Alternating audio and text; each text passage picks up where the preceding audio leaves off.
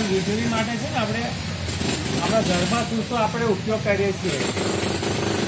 ધારો કે આપણે રસોઈ કરતી વખતે આપણે ગેસ વાપરીએ છીએ ને, સગડી સાથે ગેસ હોય છે ને, આપણે ગેસનો ઉપયોગ કરીએ છીએ. પછી ઘણીવાર ગામડામાં કેવા લાકડા ચૂલા પણ હોય છે, લાકડાથી આપણે ચૂલા સળગાવીને પણ જમવાનું બનાવીએ છીએ ને, એ રીતે આપણે જે ઘરમાં વાપરીએ છીએ ને એ આપણે આ ફોર્મ ભરીને તમે ફિક્સ કર્યું છે આપણે. પછી ઘરમાં વોશિંગ મશીન હોય, એસી હોય, એર કન્ડિશન હોય, એલઈડી હોય, ટીવી હોય, એ બધું રાખીએ છીએ ને આપણે. એટલે જે હોય ને ત્યાં જે આપણે યુઝ કરીએ છીએ એ આપણે અહીંયા ફોર્મમાં ટીક કરવાનું હતું.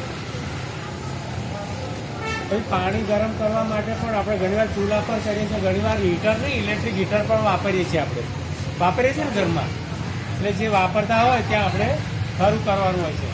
પછી પંખા હોય છે ઘરમાં, ઘણા સીલિંગ ફેન કેટલા હોય છે, ટેબલ ફેન પણ હોય છે. એટલે ઘરમાં આપણે ઉપયોગ કરીએ છીએ એના પ્રમાણે આપણે અહીંયા ખરું કરવાનું હતું. અને વીજળી કઈ રીતે બચાવવી એ પ્રમાણે આપણે જાણકારી મેળવી હતી. બરાબર ને?